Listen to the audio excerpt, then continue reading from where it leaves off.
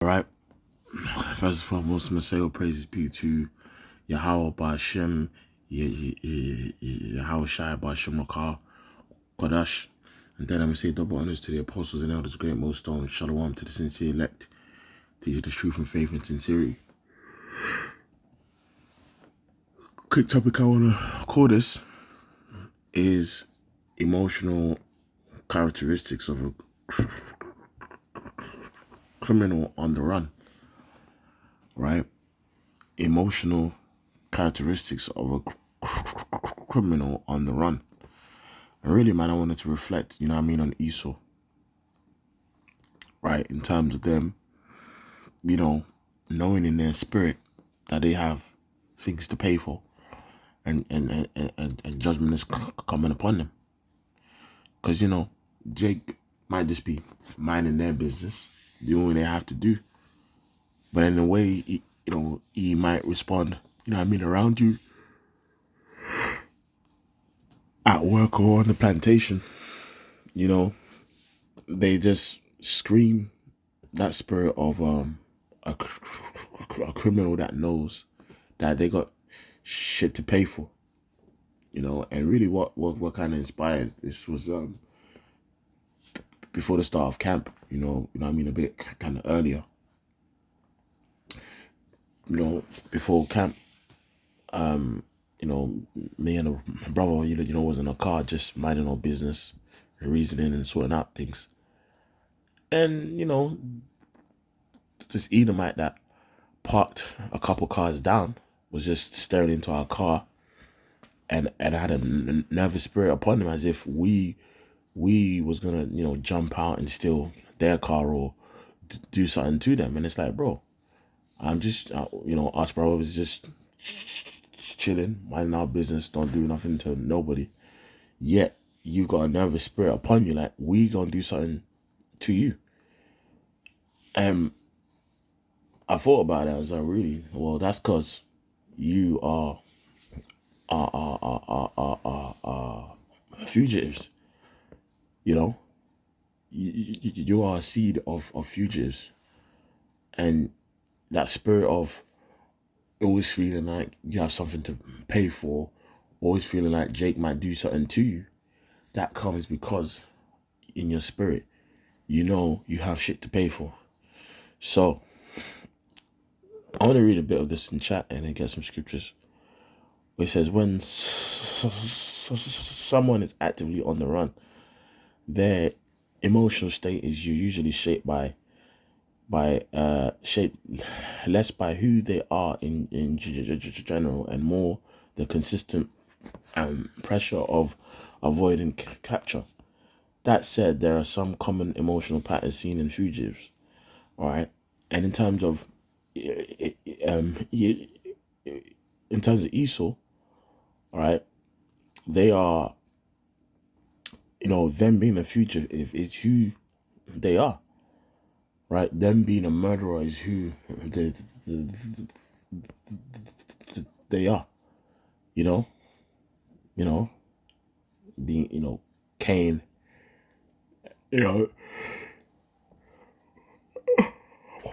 pardon me, Cain, seed of the wicked, that's just, that spirit, man, that old serpent. It says, persistent anxiety and hypervigilance. They are often in a near constant state of alertness or watching people, scanning environments and over analyzing small details. Even normal situation, a police siren or a stranger's glance can trigger stress. Yeah, and I'm sure again for most of us brothers and sisters, when life might happen at work, whatever, wherever you may be, or in the gym, you might lock eyes, but the Edomite, not trying to, be carnal or anything, but it just might happen. And then in their spirit, you can just see them, staring at you, or just or nervous by that glance, because in their spirit, right, they know that their day is coming. You know, I mean, you might move next door, minding your business, and they out of nowhere get a CCTV camera pointing at your house.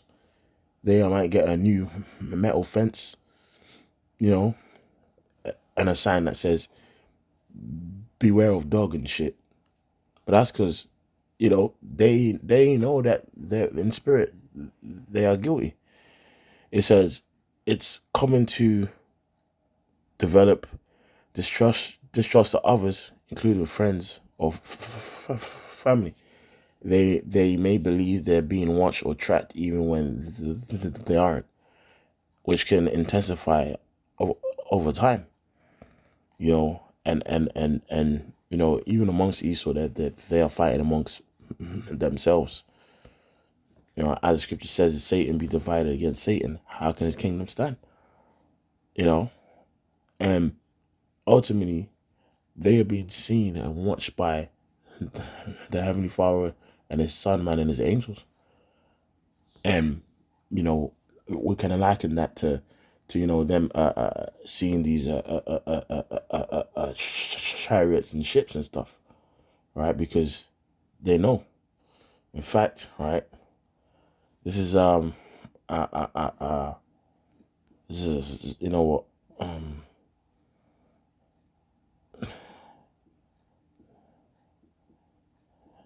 Nahum chapter 1, right, and 3. The Lord is slow to anger and great in power, and will not at all acquit the wicked. Yeah. The Lord have his way in a whirlwind, and in a storm, and in the clouds are the dust of his feet. So the point is, the Lord is slow to anger and great in power, and will not at all acquit the wicked. So the Lord isn't gonna, acquit Esau, man. The guy's a fugitive, and they are paranoid, right? In fact, I'm gonna get like another scripture. This is Isaiah the 47th chapter. All right, Isaiah the 47th chapter and the 10th verse. It says, okay.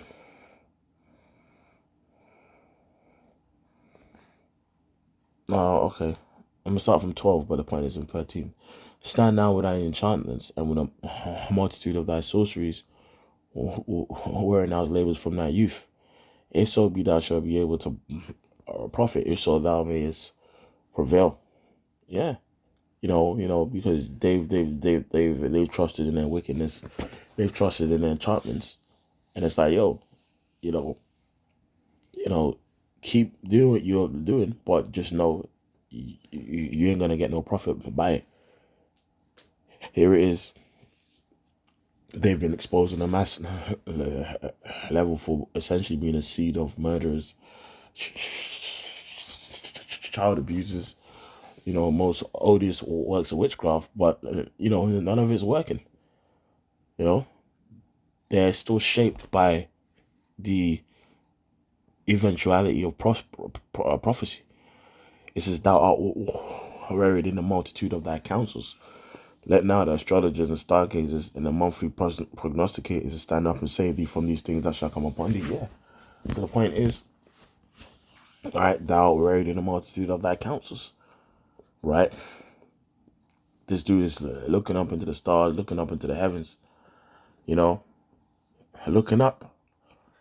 All right? They are worried, bro. You know what I mean? They are seeing X marks the spot over Babylon. All right, they are seeing I remember many years ago. Apostles went into the information about CERN. All right, in terms of CERN, getting back the message, on some what's the word? of getting back that cycle, you know. And basically, you've been finding a balance and found wanting, man. Basically, knowing that they're about to be judged, and that scared them. Behold, they shall be as stubble; the fire shall burn them. They shall not deliver themselves from the power of the flame.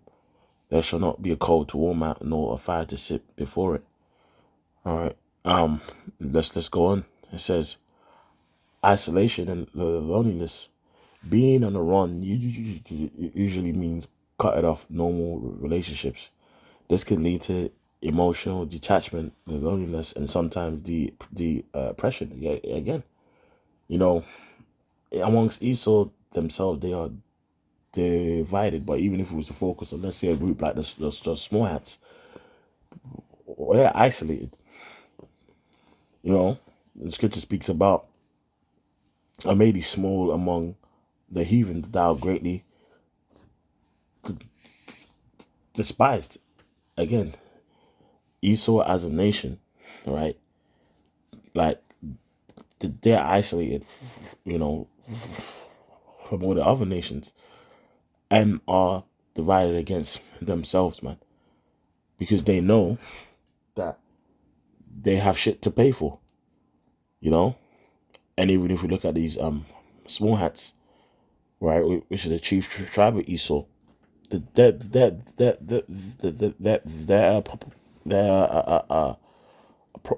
probably one of the most um kind of isolated people, man, because of the wickedness that's is exposed worldwide, and knowing that they're a fugitive that has to pay. Okay, it says guilt or emotional suppression. Some feel guilt or remorse about their actions or impact on loved ones. Others suppress their feelings to stay focused on survival, appearing like emotionally cold or numb. And in terms of Esau, man, he's numb because, look, man, they know that they've gone too far to turn around, and simply they don't care anyway, because they're the seed of the wicked. You know what I mean? You know what I mean? You know what I mean? Esau, you know, you know what I mean? Esau give a shit. You know, you know. Cain didn't care. You know what I mean? When Cain slew his brother, you know, his response was cold as shit. All right. In fact, let me get Genesis 4, and let me start from,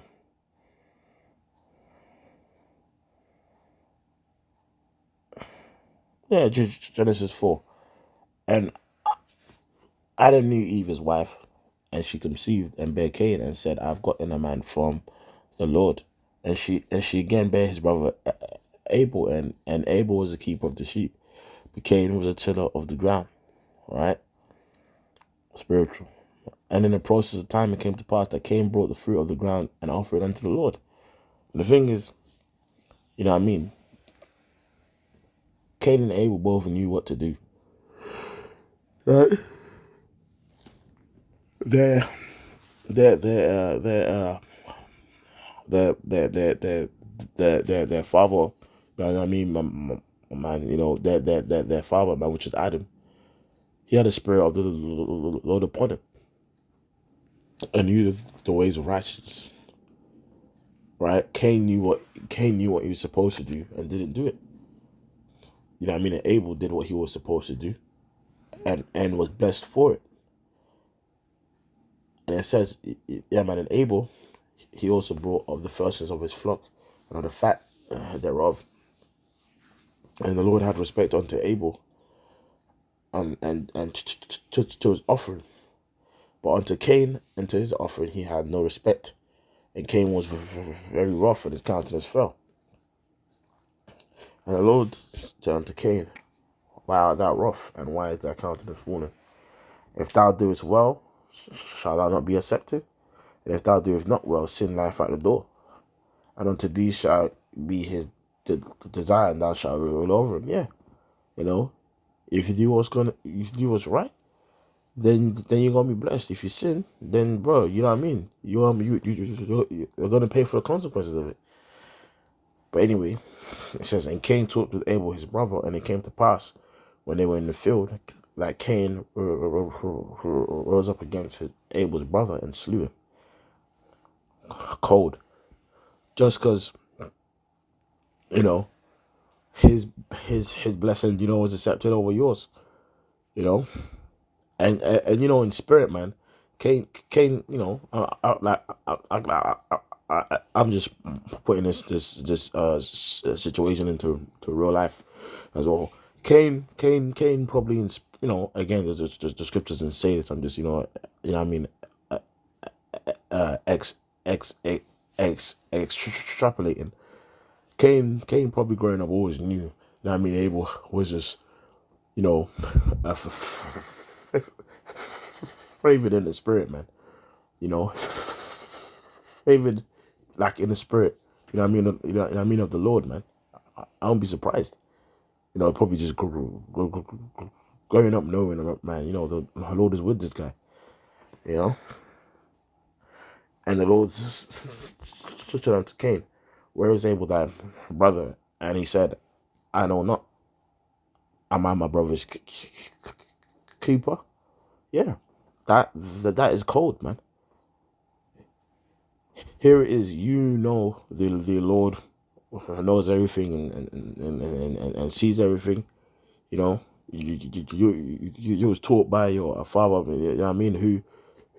Who is a man loved of the Lord. All right, but then when the Spirit, had you question, his response was cold. Am I my brother's keeper? And he said, what hast thou done? The voice of thy brother's blood crieth unto thee from the ground. And now thou art cursed from the earth, which had opened her mouth to receive thy brother's blood from thy hand. When thou tillest the ground, it shall not henceforth yield unto thee thy strength. A fugitive and a vagabond shall thou be in the earth. You see? A fugitive and a vagabond. A person who's a fugitive. Now why? And it says to quiver. All right. Shake, reel, stagger, wonder, move, shift. All right. Tremble. Yeah. To shake, disturb. Yeah, a fugitive is always disturbed and unstable because they know that one day they're gonna be held accountable for it. They might change their clothes and change their look and put on different faces, but they eventually know that one day that they're gonna be caught. It says, let's go to point 5. Irritability and impulsiveness. Chronic stress and lack of stability can lead to mood swings, anger or rash decisions, especially if sleep and nutrition are poor. Yeah, and guess what? As scripture says it, thou art worried in a multitude of their counsels, man. What I mean? All these elites that are drinking blood and doing sacrifices, and these guys can't sleep. The Lord is probably plaguing them as well with their dreams of their end. Remember, the scripture says in Revelation 6 that they're going to say, hide, hide, hide me from the face of the Lamb. Because, in their space stations and stuff, they're seeing ships and chariots, go past Earth, bigger than the Earth, right? The scientists, have seen, I've seen the angels, black, really tall. How tall? about 7 foot tall, and what I mean. They're seeing stuff. Fear-driven decision making. Choices are often reactive rather than rational. Prioritizing short-term safety over long-term consequences. And here, I found this very interesting. Living on the, it says, identity strain. Living under false identities or constantly moving can create a sense of losing oneself, confusion, detachment, or even disassociation in some cases. But the point I like is living under false identities. You know what I mean? Esau might hide himself as a. Obviously, we have a lot of Jacob on them, but in general, like Esau might call himself a German, a Dutch person, a this, a that, or a Russian. Which we got Jakes, a lot of Jakes amongst them stuff. Esau might call himself British or Israeli and blah blah blah. But they release know that they are the house of Esau, right? And they know they've presented themselves as, God's loved and God's chosen. But really, they know in their spirit, man, that they're Esau Edom. And they know that, hey, if we are Esau Edom, then guess what? One day we're gonna have to pay. You know what I mean? I believe it was JFK, if I'm not mistaken, who once basically said, what if God is black? You know what I mean? And we have to pay for all we've done to black people, like in America, which obviously we know that's the tribe of Judah. Majority of so-called African Americans. But I just find that really, really interesting. I find that really interesting. But anyway, let me get Revelation 13:9.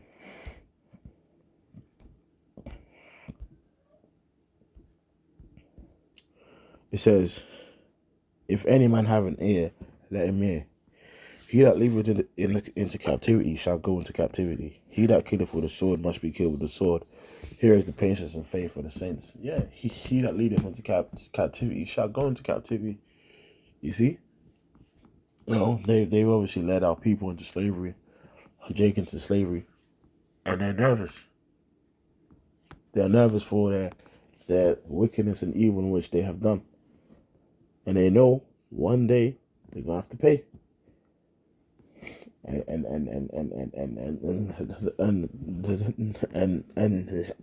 And that's why when you break things down before Jake and Esau, the conversation that always comes up is slavery. Scripture speaks about shameful spewing upon thy glory. I mean, if we if we go back in time to the lockdown when a lot of these statues and stuff was being exposed and covered in red paint and stuff, because of what they've done to the people, like of the Lord. It's always interesting amongst these nations that no matter what goes on, the conversation between what Esau has done to Jake always comes up because Esau knows he has to pay. It's interesting, man. Right, this is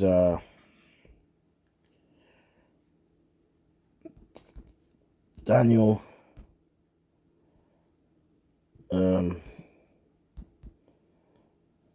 Daniel 9 and 12. It says, "And he hath confirmed his words which he spake against us, and against our judges by bringing upon us a great evil.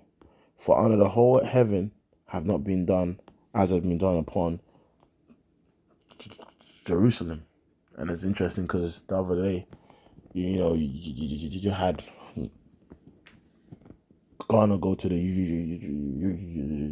UN about, basically talking about slavery being the greatest crime that's done to earth upon man. And the three countries that was mainly kind of against accepting that fact was, I believe, was Babylon, the state of Israel, and Argentina. And it's interesting because Argentina, they've got a lot of small hats. You know what I mean? It's over there. In fact, there's information that the Bibi Netanyahu and the president of Argentina are family. You see, I just find that interesting, man. But everyone knows that of all people, Jacob was the most violated. But then what does Esau do? Especially these small hats. They have to paint that narrative of the so-called Holocaust, which was really fucking propaganda. To say no, actually, we've been through worse. It's like, bro, there's information speaking about how about 100 million slaves died on the way just to Babylon. And then we could talk about Native Americans, like our brothers Gad and Reuben, but especially Gad, what they did to Gad. We could talk about the Brazilians, all of the native people, man. Again, all of the tribes, natives, Negroes, Latinos, and Native Americans, everything they've done. But Esau, when it comes to talking about the evil done to Jake, they just try and deflect, and say, no, actually, you ain't the only people that's been through this, and you ain't the only people that have been through that. Damn fugitives, man. All right, this is what's that scripture, man?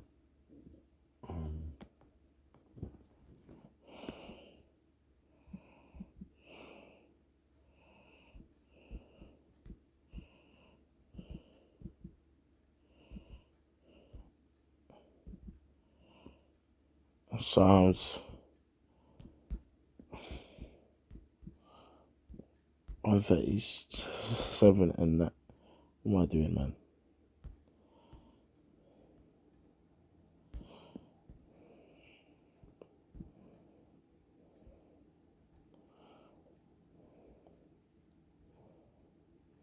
What? Psalms 137 and 7.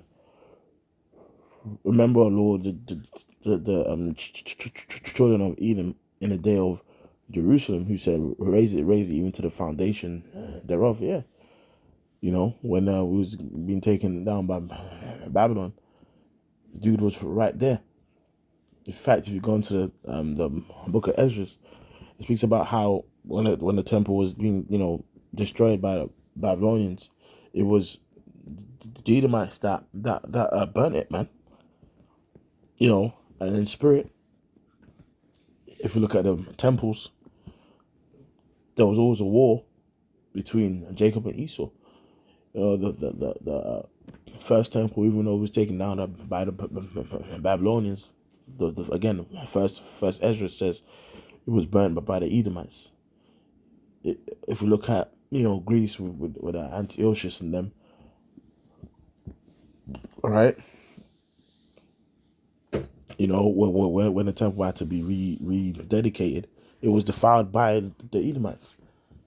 And what was left of the temple, 70 AD, just destroyed.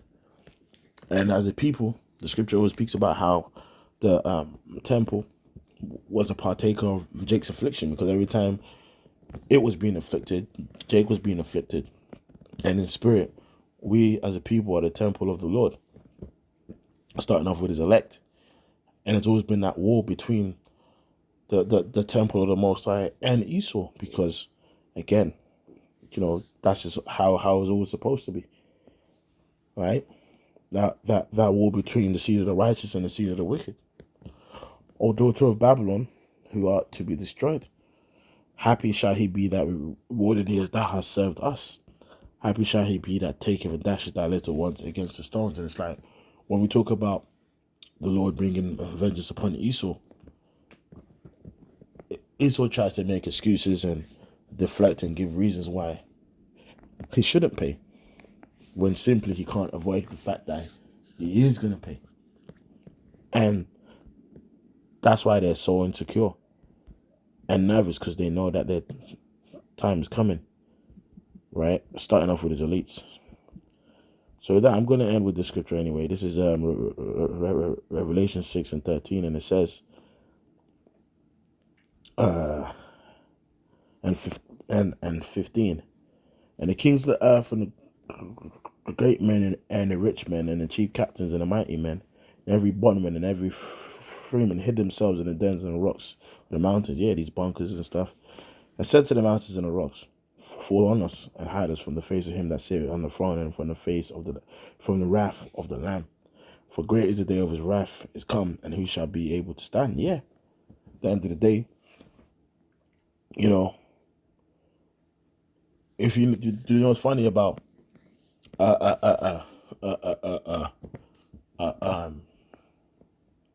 Esau, because Esau always says this about Jake, but now that same point can be flipped up on him, and the point is this: the Edomites always say, well,